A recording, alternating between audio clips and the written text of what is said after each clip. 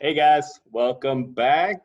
It is hump day. Happy Wednesday. I hope you guys are doing well. Sorry for getting this to you late. I wasn't able to record it yesterday, so we are getting it out this morning. Also, remember, I'm going to have an announcement later, a challenge for all the students. Kind of a challenge.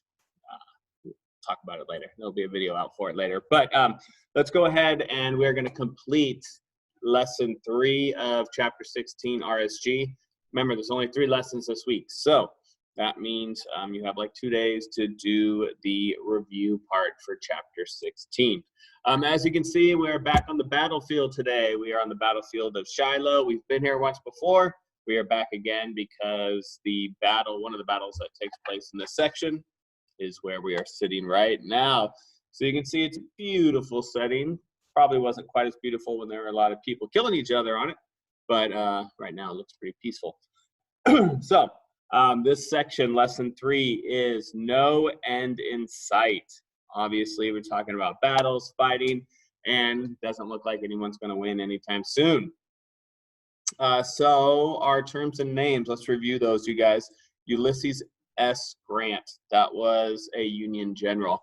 I'm also going to be looking for a trailer to post later today on History Channel at the end of the month, I believe. They're going to have like a 3-part series titled Grant, and it's going to be about Ulysses S. Grant. I think you guys should definitely try to check it out, try to watch it. It will just give you a good idea of what it was like during the Civil War. All right, so that's Ulysses S. Grant. Then we had the Battle of Shiloh, which is where we are behind me. It's a battle in Tennessee, noted for its fierce fighting. Then we have cavalry, that was the soldiers on horseback. 7 days battle. That was a week-long fighting in which the Confederates turned back the Union effort to take Richmond in Virginia. We're going to talk about Virginia a lot today in this section. And then we have the Battle of Antietam, battle in Maryland. That left 25,000 soldiers dead or wounded. All right, so those are our turns and names, and let's get after it, you guys. Before you read, it says in the last section, you read about the hardships of Army life during the Civil War. In this section, you'll learn about the war's early battles and how they resulted in a bloody stalemate. So stalemate is when no side is going to win and they kind of just stop fighting because no one can win. All right, you guys. So the Union victories in the West. Who was Ulysses S. Grant? And the question we're looking to answer is, why was capturing Fort Henry important? All right, so the Union Army won victories in the West. The victorious Union general was Ulysses S. Grant. In 1862, Grant captured 2 Confederate river forts in Tennessee. These were Fort Henry on the Tennessee River and Fort Donelson on the nearby Cumberland River. The seizure of Fort Henry opened up a river highway into the heart of the South. Union gunboats could now travel on the river as far as northern Alabama. Soon after taking the forts, Union troops marched into Tennessee's capital, Nashville. All right, you guys know the routine. Go ahead and pause this, answer the question, and annotate.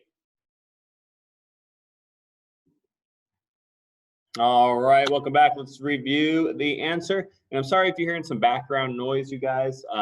Right outside the door, the construction is going on. They've actually torn up the bike rack that's next to Miss Wilker's room. And I think they're jackhammering the cement out there and doing some other things, so it might be a little loud. I'm sorry if you're hearing that background noise. All right, well, why was capturing Fort Henry important? Who can tell us? Fernaz, go ahead and give us the answer.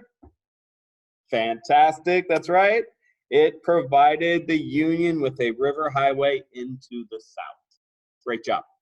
All right, let's go into the next one, you guys. Battle of Shiloh, again, where we are sitting. Who won the Battle of Shiloh, and why was the Battle of Shiloh considered a costly victory for the North?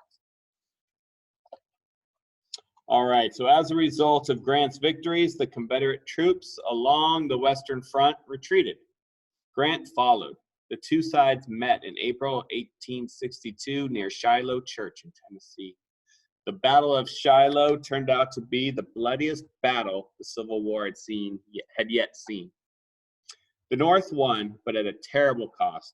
The number of dead and wounded Union soldiers was more than 13,000. The Confederates lost nearly 11,000 out of 41,000 soldiers, so about 25% of their soldiers. So why was the Battle of Shiloh considered a costly victory for the North? Go ahead and pause it, annotate, and mark your answer. Okay, who could give us our answer? Paige, go ahead and give us our answer. Very good. It suffered a staggering number of deaths or casualties. Very good. All right, you guys, let's continue on. We have the fall of New Orleans. All right, what we're looking for is what goal was the North on its way to achieving with the capture of New Orleans? All right, another setback for the Confederacy occurred in the spring of 1862. In April, a Union fleet led by David Farragut captured New Orleans. New Orleans was the largest city in the South. The fall of New Orleans was a heavy blow to the South. After the victories of General Grant and Admiral Farragut, the Union controlled most of the Mississippi River. The North was well on its way to cutting the Confederacy in two. All right, go ahead, pause, annotate, and mark your answer. All right, and what did you guys come up with? Who can give us the answer? Josh, go ahead. Very good. They were on their way to achieving cutting the South in two. Fantastic answer. All right, let's go on, you guys. We're looking for the next one. For what reasons did Lee invade the North? There's going to be a couple different paragraphs that give you the answer to this. For what reasons did Lee, General Lee, invade the North? So it says Lee claims victories in the East. Lee invades the North. Fighting increased in the East during the spring of 1862. After many delays, Union General George McClellan attempted to capture Richmond. In June, Confederate General Robert E. Lee prepared to turn McClellan's army back. Lee sent his cavalry, soldiers on horseback, to spy on McClellan's army and to find out its size. Lee then attacked McClellan forces. For about a week, the two sides fought a series of clashes known as the 7 Days Battle.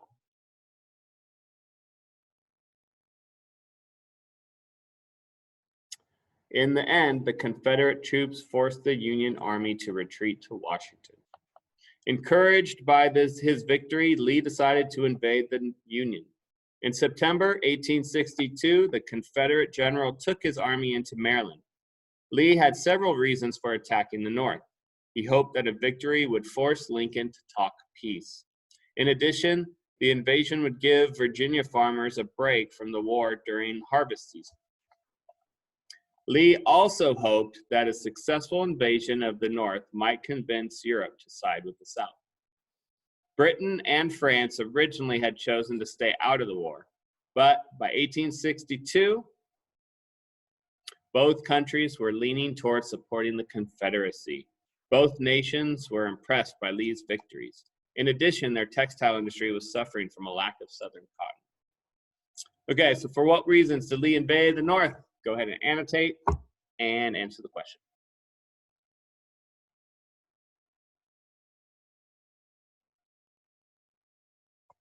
All right, you guys, I hope you can hear me okay. I'm noticing that my normal microphones are not on, so hopefully you can hear me. All right, so what were some of the reasons that Lee decided to invade the North? Who can give us our answer today? Olivia, why don't you go ahead and take this one? Very good, yes. To force Lincoln to talk peace, give Virginia farmers a break from the war, and to win support of Britain and France. Very good. All right, our last one, you guys. Bloody Antietam. Why did Lee retreat after the Battle of Antietam? I don't know if I'm saying that city right, you guys, but we'll go with it. All right, so soon after invading Maryland, Lee drew up plans for his campaign in the North. A Confederate officer accidentally left a copy of the plans behind at a campsite. A Union soldier found the plans and told his commanders. General McClellan now knew Lee's campaign plans. As a result, he decided to attack Lee's army. The two sides met in September 1862 at Antietam Creek in Maryland. The Battle of Antietam was the bloodiest day in all of American history. By the end of the day, of the one-day clash, about 25,000 soldiers lay dead or wounded. Lee lost about 1/3 of his fighting force. As a result, he withdrew from Virginia. McClellan did not follow, missing a chance to finish off the wounded Southern army. President Lincoln fired McClellan. Okay, so why did Lee retreat after the Battle of Antietam? Go ahead and pause and answer this. All right, what did you guys come up with? Pizzo, go ahead and take this one. That's right, good. He had lost 1/3 of his fighting force. Good job, you guys. All right, so again, I hope you can hear me. I might be recording this again, we'll see. But soon you'll have the study sync video. I'll go ahead and record that as well. And remember, for the next 2 days, go ahead and work on page 165, 166. It's kind of the review, just the Civil War begins, and we'll take a look at that. All right, so again, thank you guys for coming in, watching these. I hope they're helping, and I will see you guys on the next video. Bye.